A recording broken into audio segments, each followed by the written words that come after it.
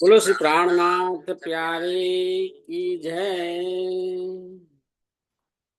वंदो सतगुरु चरण को, करु धनी प्रेम प्रणाम।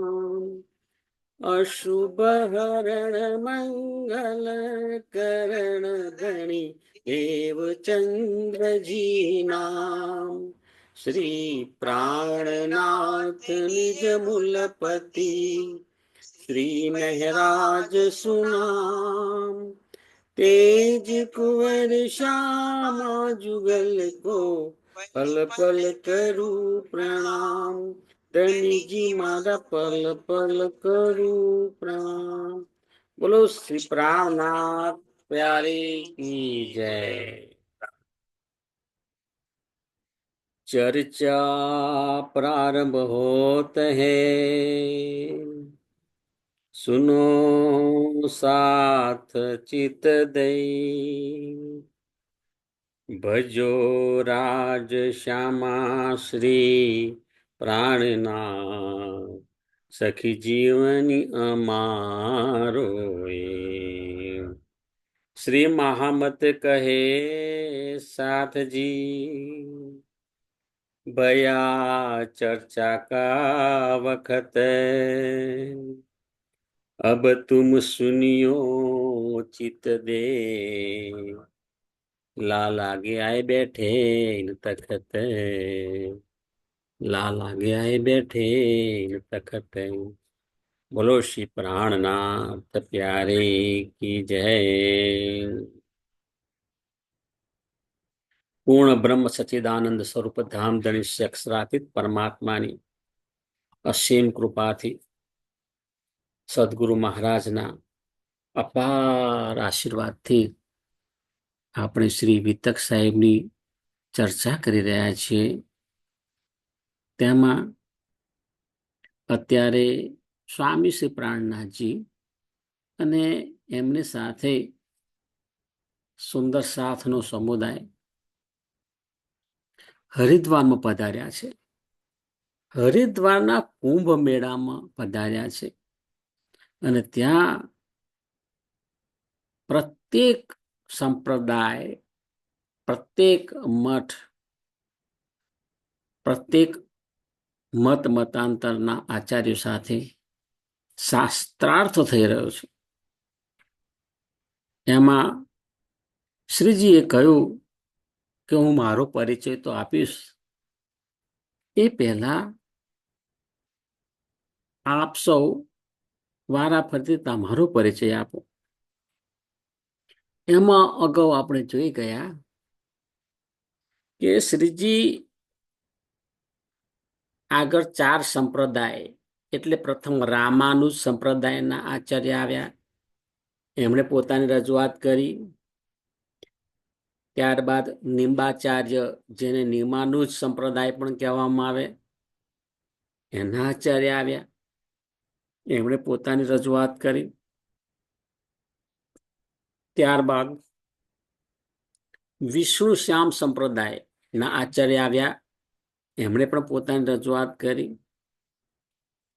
અને છેલ્લે 4 સંપ્રદાય પૈકી માધવ સંપ્રદાયના આચાર્ય આવ્યા। અને આ બધાની વાત શ્રીજી બહુ શાંતિથી સાંભળે છે અને એમ જ કહે છે કે શ્રીમદ ભાગવતની અંદર 4 પ્રકારના પ્રલય બતાવ્યા છે। એમાં જ્યારે મહાપ્રલય થાય ત્યારે 14 લોકના બ્રહ્માંડનો લય થઈ જાય છે અને તમે જે મુક્તિનું સ્થાન બતાવો છો તે 14 લોકના બ્રહ્માંડની અંદર એનું સ્થાન બતાવો છો, તો પછી એને અખંડ મુક્તિ કઈ રીતે કહી શકાય? હવે એનો કોઈ જવાબ આપી શકતા નથી, કારણ કે એનો જવાબ કોણ આપી શકે? જેની પાસે તારતમ્યનું જ્ઞાન છે એ જ એનો જવાબ આપી શકે છે। ત્યારબાદ 10 નામ સંન્યાસી, તો જો 10 નામની અંદર વન, આરણ્ય, તીર્થ, આશ્રમ, સરસ્વતી, ભારતી, પુરી, ગિરી, પર્વત અને સાગર, આ 10 નામ સંન્યાસી બહુ જ મોટો સમુદાય છે એનો. હજારો લાખોની સંખ્યાની અંદર પ્રત્યેક આશ્રમની અંદર એના સંન્યાસીઓ જોવા મળે છે. એમણે પણ પોતાની રજૂઆત કરી અને શ્રીજીએ કહ્યું કે આપનો મત છે એ ખૂબ જ પ્રાચીન છે, પરંતુ આપ જે મુક્તિ સ્થાન બતાવો છો એ 14 લોકના બ્રહ્માંડની અંતર્ગત બતાવો છો, જેનું મહાપ્રલયમાં લય થાય છે, તો અખંડ મુક્તિ કઈ રીતે પ્રાપ્ત થાય?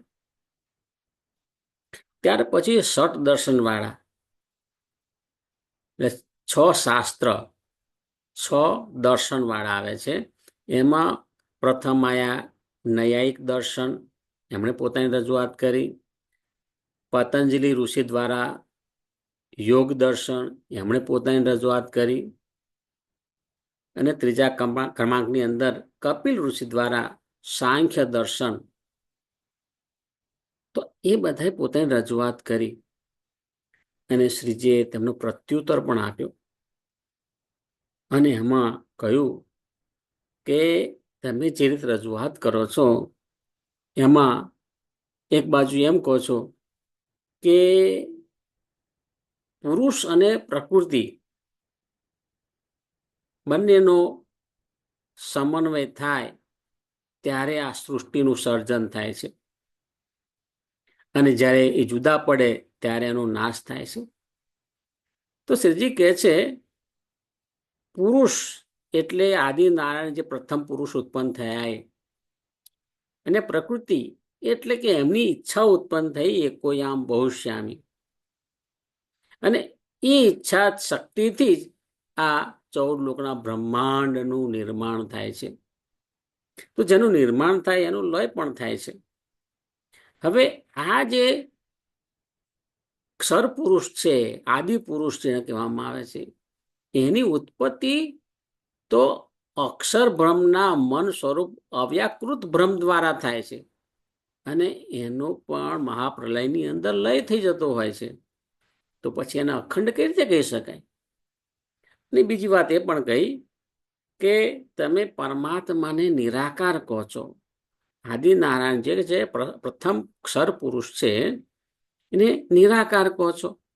હવે તમે નિરાકાર કહો તો પછી પ્રકૃતિ સાથે મિલન કરી અને આખી સૃષ્ટિનું સર્જન કઈ રીતે થઈ શકે? એટલે અહીં આગળ પણ એ જવાબ આપી શકતા નથી. હવે તારતમ જ્ઞાનની મદદથી આપણને બધી વાત સરસ રીતે સમજમાં આવશે. હવે ચોથા ક્રમાંકની અંદર વૈશેષિક દર્શનના આચાર્ય રજૂઆત કરી. હવે કહે છે જો અમે સમય જે છે ને એને બહુ મહત્વ આપીએ છીએ. સમય એટલે કાળ એ બ્રહ્મ સ્વરૂપ છે, અને કાળથી એટલે સમયથી આખું જગત પ્રકટ થાય છે. એટલે પુરુષ અને પ્રકૃતિ જ્યારે ભેગા થયા અને ત્યાર પછી જેમ જેમ સમય વ્યતીત થયો તેમ તેમ જગત પ્રગટ થયું, અને છેલ્લે આ કાળ જ એટલે જ્યારે મહાપ્રલયનો સમય આવશે તે વખતે આ કાળ જ સૌને ખાઈને નાશ કરશે, બધાનો લય કરી દેશે. હવે શ્રીજી કહે છે કે વેદોને તમે માનો છો, પણ વેદમાં કાળનો નાશ કયો છે, અને બ્રહ્મને કાળથી રહિત બતાવ્યું છે. અહીં શું કહેવા માંગે છે? કાળ એટલે શું? સમય. એટલે સમય તો અહીંયા આગળ છે. આ જગતની ઉત્પત્તિ થઈ ત્યારથી સમય શરૂ થયો. જ્યારે આ જે બ્રહ્માંડનો લય થશે એની સાથે સમય પણ સમાપ્ત થઈ જવાનો. કોનો સમય ગણવાનો? અને કહે છે ખરેખર જે પરબ્રહ્મ પરમાત્મા છે એ આ 14 લોકના બ્રહ્માંડનો જે કાળ છે ને, જે સમય એનાથી પરે છે. એમને આ 14 લોકના બ્રહ્માંડના સમય સાથે કોઈ લેવા દેવા નથી. પછી કે છે શ્રુતિ અને સ્મૃતિમાં પણ કહેવામાં આવ્યું છે કે જ્યાં બ્રહ્મ છે ત્યાં કાળ પહોંચી શકતો નથી. હા, આ પરબ્રહ્મ પરમાત્માની વાત છે. પરબ્રહ્મ પરમાત્મા છે ત્યાં સુધી આ કાળ પહોંચી શકતો નથી. તેથી કાળ માયાવી જગતની અંદરની વાત છે. કાળ એટલે સમય. અત્યારે આપણે કહીએ કે રાત્રિના 9 વાગી રહ્યા છે, એ શું બતાવી રહ્યું છે? આ જગતની અંદરની વાત છે, આ કાળ માયાની વાત છે. આ સમય યોગ માયાની અંદર ચાલે નહીં તો પછી પરમધામની અંદર કઈ રીતે ચાલે? આ માયાની વાત છે. અને તેથી મહાપ્રલયનો લય થાય એની સાથે કાળનો પણ લય થાય છે. સમય છે એ પણ સ્તબ્ધ થઈ જાય છે, એનો લય થાય છે. હવે આ સાંભળીને વૈશેષિક દર્શન વાળા તો મૌન થઈ ગયા. શું જવાબ આપવો? હવે વેદાંત દર્શનના આચાર્યની રજૂઆત જોઈએ આપણે.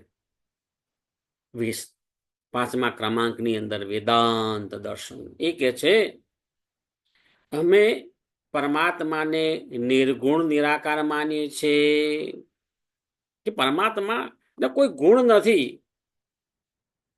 પરમાત્માનો કોઈ આકાર નથી. તેથી તે સર્વવ્યાપક છે, બધી જગ્યાએ છે, કણે કણની અંદર છે. અને તથા સૌની અંદર પણ આ સૂક્ષ્મ રૂપે બ્રહ્માંડ સમાયેલું છે.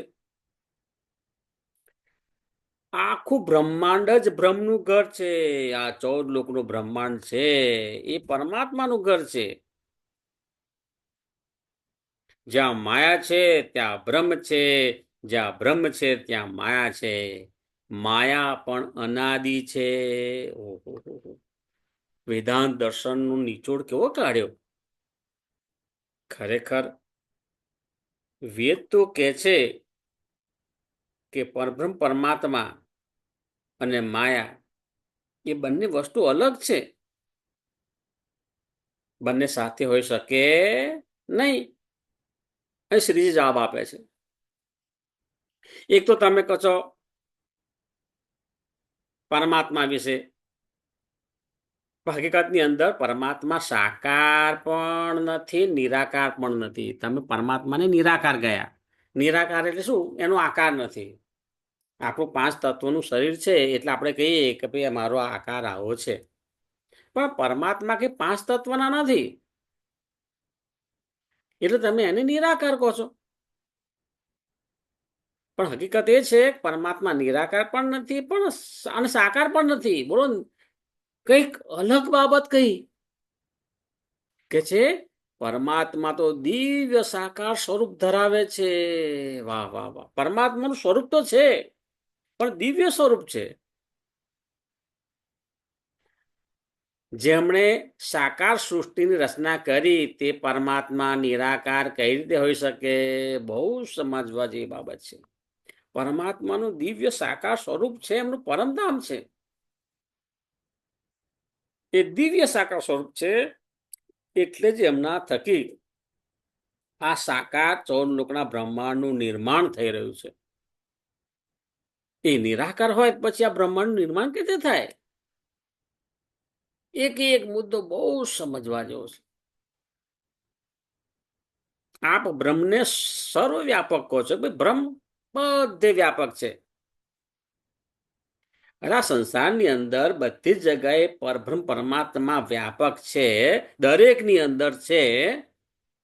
તો પછી સંસારમાં કોઈ પણ અજ્ઞાની ના હોવો જોઈએ. હા, દરેકની અંદર પરમાત્મા છે તો અજ્ઞાની કઈ રીતે હોઈ શકે? અને તો પછી આ વેદ કોના માટે બન્યા છે? આ વેદ એટલા માટે આવ્યા કે અજ્ઞાની લોકોને જ્ઞાન થાય. જે માયાનું આવરણ જે આવ્યું છે એ માયાના આવરણનો પડદો દૂર થાય અને પરમ તત્વની પહેચાન થાય, એના માટે વેદ છે. એટલે એનો પણ શ્રીજીએ સ્પષ્ટ જવાબ આપ્યો કે આ કઈ રીતે હોઈ શકે? હા, પરમાત્મા પૂર્ણબ્રહ્મ પરમાત્મા દિવ્ય સાકાર સ્વરૂપ છે અને એમના હુકમથી આ 14 લોકનું બ્રહ્માંડ બને છે અને બ્રહ્માંડના કણે કણની અંદર પૂર્ણબ્રહ્મ પરમાત્માની સત્તા વ્યાપ્ત છે. શબ્દમાં ફેર કરો, સત્તા છે. પણ પૂર્ણ પરમાત્મા, એમનું ધામ અને સ્વરૂપ લીલા એ દિવ્ય પરમધામમાં છે. પછી શ્રીજી કહે છે, બ્રહ્મ અને માયા ક્યારેય એક સાથ ન હોઈ શકે. ભાઈ આંખો ખોલો, હવે સમજો. બહુ સ્પષ્ટ કહ્યું, બ્રહ્મ અને માયા ક્યારેય સાથે ન હોય. આ વાત બહુ સમજવા જેવી છે, કારણ કે આપણે સંસારની અંદર જ આ રીતે ધર્મ પાડી રહ્યા છે. આપણે માયા જોઈએ છે અને પરમાત્મા જોઈએ છે, બંનેને ચાહીએ છીએ. એક પગ માયાની અંદર છે અને એક પગ પરબ્રહ્મ પરમાત્માને મેળવવા માટેની આપણી સાધના પણ છે. હવે એ કઈ રીતે શક્ય છે? એના કરતા માયાની અંદર તમે રચ્યા પચારો અને ખરેખર પૂર્ણ પરમાત્માની પ્રાપ્તિ કરવી હોય તો જલ કમલવત થઈને માયાની અંદર રહો, આ સંસારની અંદર રહો. કશું અશક્ય નથી. પરંતુ આપણા મનની અંદર ભ્રમ અને માયા એક સાથે ક્યારેય હોઈ શકે નહીં. અને જો હોય તો પરબ્રહ્મ પરમાત્માની પ્રાપ્તિ થતી નથી. માયા પ્રકૃતિજન્ય છે. હા, માયા પ્રકૃતિજન્ય છે. તો પછી એને અનાદિ કઈ રીતે કહી શકાય? આદિનારાયણની ઉત્પત્તિ થઈ એની સાથે જ એ મોહ માયાની ઉત્પત્તિ થઈ છે. તો પછી એને અનાદિ કઈ રીતે કહી શકાય? વાહ વાહ વાહ! શ્રીજીના ચરણોમાં દંડવત પ્રણામ. આ સાંભળી વેદાંત દર્શન વાળા મૌન થઈ ગયા કે અમે તો આવું ક્યારે વિચાર્યું જ નથી. આ તો કોઈ દિવ્ય મહાપુરુષ લાગે છે. સાક્ષાત પરમાત્મા જગતની અંદર આવીને આપણને આ વાણી સમજાઈ રહ્યા છે. મૌન થઈ ગયા. હવે છઠ્ઠા ક્રમાંકની અંદર આવે છે મીમાંસા દર્શન વાળા. હવે ઉપરોક્ત શ્રીજીના જવાબ જોઈને તેમને પોતાની કોઈ પણ રજૂઆત કરી. એમણે જોયું કે આગળ જે 5 દર્શન વાળાએ પોતાની રજૂઆત કરી એનાથી એમ જવાબ સાંભળીને ખબર પડી ગયું કે હવે આપણે કશું બોલવા જેવું છે નહીં. કારણ કે અમે જો બોલીશું તો શ્રીજી શું જવાબ આપવાના છે એમ ખબર પડી ગઈ. એ સાંભળી લીધું એ. અને બહુ વિવેક બુદ્ધિ વાળા કહેવાય કે છેલ્લે અમે બધાનું સાંભળી અને અમારે રજૂઆત કરીશું. પરંતુ શ્રીજીના બધા જવાબો જોઈ અને એમણે બે હાથ જોડીને પ્રણામ કર્યા. પોતાની કોઈ પણ રજૂઆત કરી નહીં.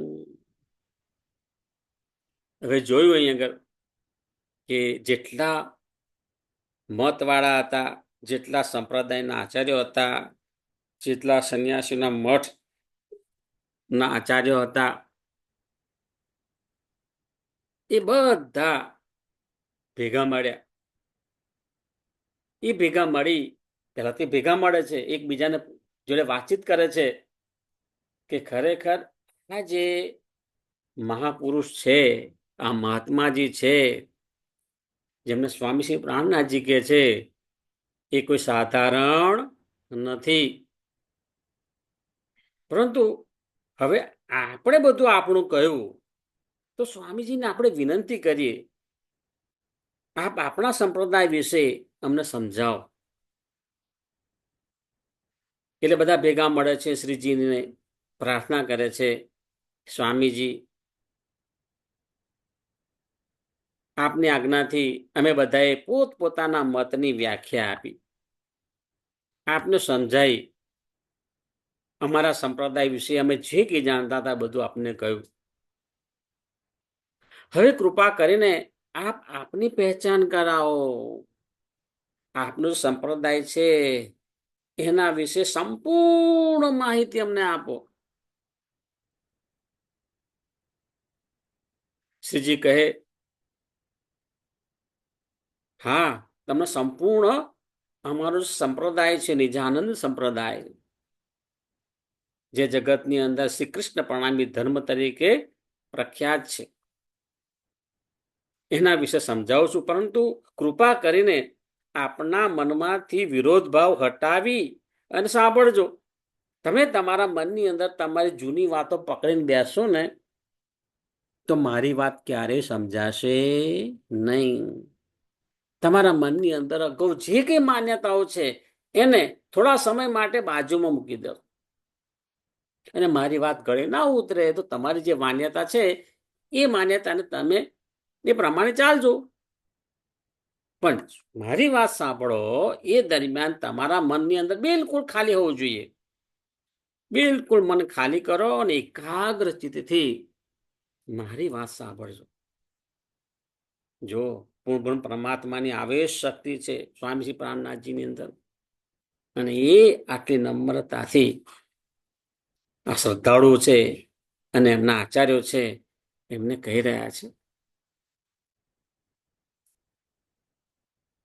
અહીંયા આગળ બિલકુલ મધ્યમાં સ્વામી શ્રી પ્રાણનાથજી બેઠા છે અને આપણે જોઈ શકીએ છીએ કે આ ચિત્રાત્મક છે, પરંતુ જ્યારે કુંભ મેળો હોય તો લાખોની સંખ્યામાં શ્રદ્ધાળુઓ હોય, મોટો મંચ હોય અને એની અંદર બધા ધર્માચાર્યો હોય,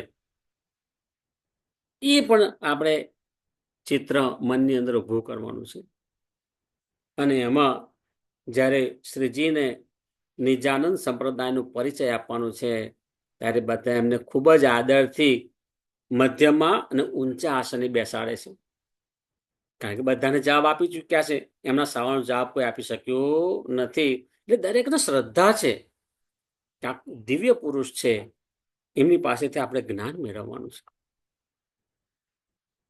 શ્રીજી હવે નિજાનંદ સંપ્રદાયનો પરિચય આપે છે. આ પહેલી વખત નિજાનંદ સંપ્રદાયનો પરિચય આપ્યો છે. અત્યાર સુધી સંપ્રદાય તરીકે એમને ક્યારે ઓળખ આપી જ નથી. આ જગતની અંદર મનુષ્ય માત્ર છે, એ મનુષ્ય માત્રને પોતાની આત્મ તત્વની જાગૃતિ કરવાની છે. જાગવાની વાત કરતા હતા કે જાગો. એમાં જીવ સૃષ્ટિ હોય, ઈશ્વરી સૃષ્ટિ હોય કે બ્રહ્મ સૃષ્ટિ હોય, દરેક માટે જાગવાની, જાગૃત થવાની વાત કરતા હતા. પણ જ્યારે અહીંયા બધા સંપ્રદાયના ભેગા થઈ અને પોતાના સંપ્રદાયની જે માહિતી આપી રહ્યા હતા, તો વિચાર કરો, પૂર્ણ પરમાત્મા અગાઉથી કંઈ લેશન કરવા બેઠા નથી. અગાઉથી કોઈ એમણે કોપી તૈયાર કરી નથી કે મારે મારા સંપ્રદાય વિશે આવી રીતે મારે સમજાવવાનું. પૂર્ણ પરમાત્માની આવેશ શક્તિ છે. એમની અંદર અસરાફીલ ને જબ્રાઈલ બે શક્તિઓ આ કામ કરી રહી છે. જોશની શક્તિથી ને જોશીલી વાણીથી નિજાનંદ સંપ્રદાયનો પરિચય હવે આપશે. શ્રીજીએ વિક્રમ સંવત 1735 સૌ પ્રથમ સંપ્રદાય શબ્દનો ઉપયોગ કર્યો. જો છે ને, અગાઉ સંપ્રદાય રીતે ક્યારેય પ્રચાર કર્યો નથી, કારણ કે આ કોઈ સાંપ્રદાયિક વાત નથી. આ સાંપ્રદાયિક ની વાત નથી. ખરેખર સંપ્રદાય એનો અર્થ શું થાય? એનો શબ્દાર્થ કહીએ ને કે સારી રીતે જ્ઞાન આપવું, એ એનો અર્થ થાય. હવે આપણે શું કરીએ? સંપ્રદાયને નાના વાડા તરીકે ઓળખીને બેઠા છે. પણ એવું નથી. તમારું જે જ્ઞાન છે તમે સરસ રીતે રજૂઆત કરો, એને સંપ્રદાય કહેવામાં આવે છે. હવે શ્રીજી કહે છે, નિજ નામ સોઈ જાહેર હુઆ, જાકી સબ દુની રાહ દેખતે, મુક્ત દેશી બ્રહ્માંડ કો આયે બ્રહ્માત્મ સત. વાહ વાહ વાહ! સદગુરુના ચરણોમાં કોટી કોટી પ્રણામ. નિજ નામ સોઈ જાહેર હુઆ. આ જે તારતમ જ્ઞાન છે, એ તારતમ જ્ઞાન એટલા માટે જાહેર થયું, કેમ? જાકી સબ દુની રાહ દેખત. આ જગતની અંદર સંપૂર્ણ જે મનુષ્યો છે એ રાહ જોઈ રહ્યા હતા. આ ફક્ત મૃત્યુ લોકની વાત નથી. 14 લોકના બ્રહ્માંડની અંદર જે જીવો આવેલા છે, જે શક્તિઓ આવેલી છે, એ બધાને શાસ્ત્રોના માધ્યમથી જ્ઞાન પ્રાપ્ત થયું હતું કે 28મી ચોકડીના કળિયુગમાં પૂર્ણબ્રહ્મ પરમાત્મા પધારવાના છે અને અખંડ પરમધામનું જ્ઞાન આપશે, પરમાત્માના સ્વરૂપનું જ્ઞાન આપશે, પરમાત્માના લીલાનું જ્ઞાન આપશે અને એ જ્ઞાન મેળવી અને અખંડ મુક્તિ પ્રાપ્ત થશે. તો આખી દુનિયા જેની રાહ જોતી હતી. આ તો એ સંપ્રદાયની વાત ક્યાં આવી? કોઈ નાની સમુદાયની વાત નથી. જાકી સબ દુની રાહ દેખત, મુક્ત દેશી બ્રહ્માંડ કો, જો છે ને 14 લોકના બ્રહ્માંડને મુક્ત કરનારી આ શક્તિ છે.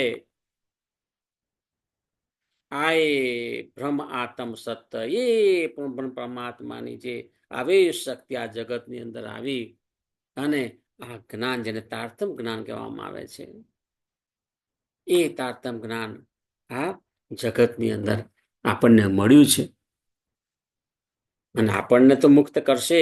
અને આપણે પણ જેના સંપર્કમાં આવીશું એ બધાને મુક્તિ પ્રાપ્ત થશે.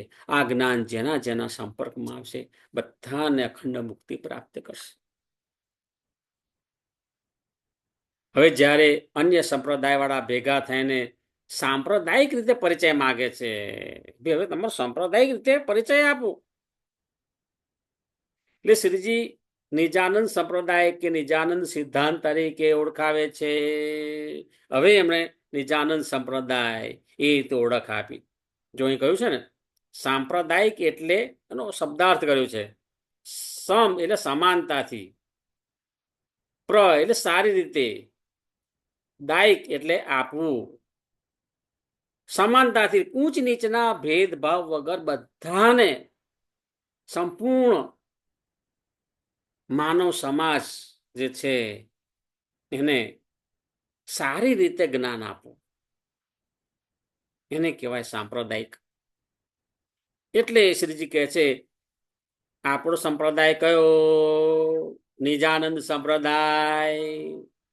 નિજ એટલે શ્રી રાજજી અને આનંદ એટલે શ્રી શ્યામાજી. એટલે શ્રી રાજીના આનંદ અંગ શ્યામાજીની શક્તિ શ્રી દેવચંદજી મહારાજમાં વિદ્યમાન થઈ અને જાગણી કરે છે. તો અહીંયા આગળ પરમધામની સીધી વાત આવી કે પરમધામની અંદર કોણ છે? તો રાજી પોતે ચિતઘન સ્વરૂપ છે અને એમનું આનંદ અંગ શ્યામાજી છે અને શ્યામાજીના આનંદ અંગ 12,000 બ્રહ્માંગનાઓ છે. એમની સુરતા જગતની અંદર માયાનો ખેલ જોવા માટે આવી છે. હવે એમાં જે શ્યામા મહારાણી છે ને એ સૌ પ્રથમ આયા અને એમની જે શક્તિ જેમની અંદર હતી એ સ્વરૂપને કહેવામાં આવે છે ધણીશ્રી દેવચંદજી. એમની અંદર વિદ્યમાન થઈ અને જાગણી કરે છે. હવે એ આનંદ તો નિજાનંદ સ્વામી પણ એમને કહેવામાં આવે છે. સ્વામી ધણીશ્રી દેવચંદ્રજીને નિજાનંદ સ્વામી, અને એમણે જ આ સંપ્રદાયની શરૂઆત કરી એટલે નિજાનંદ સંપ્રદાય પણ કહેવામાં આવે છે.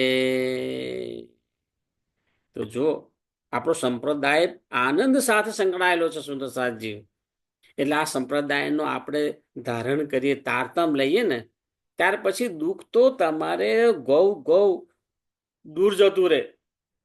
હા, એવી આપણી શ્રદ્ધા, ભક્તિ, સમર્પણ એટલું મજબૂત બનાવવાનું છે. કારણ કે છે જ, નામ જ છે નિજાનંદ. નિજ એટલે પોતાની અંદર જ આનંદ રહેલો છે, એનો આપણે અનુભવ કરવાનો છે. માયાના આવરણો દૂર કરીએ એની સાથે જ આપણે નિજાનંદનો અનુભવ થાય છે એમ પણ કહી શકાય. તેથી નિજાનંદ સંપ્રદાય તરીકે ઓળખવામાં આવે છે. અને સૌ પ્રથમ સદગુરુ શ્રી દેવચંદજી મહારાજ તારતમ બીજ મંત્ર લઈને આવ્યા. એમણે જગતની અંદર આવ્યા તે વખતે એમણે જોયું, એમને એક સવાલ થયો 11 વર્ષની ઉંમરે. મોટા થાય ત્યારે સવાલ આવે ને કે ખરેખર હું કોણ છું? મારી અંદર જે ચેતન તત્વ છે એ કોણ છે? આ મારું ચેતન તત્વ ક્યાંથી આવ્યું છે? આ મારું ચેતન તત્વનો માલિક કોણ છે? અને આ જગતમાં આવ્યો છું તો શા માટે આવ્યો છું? આ બધા સવાલો એમના થતા. અને એમને સાધના કરી અને છેલ્લે એ રાજ્યને આવેશ શક્તિ દર્શન આપી અને એમને ઓળખ આપે છે. બાકી એમની જાતે એમને ઓળખ થતી નથી.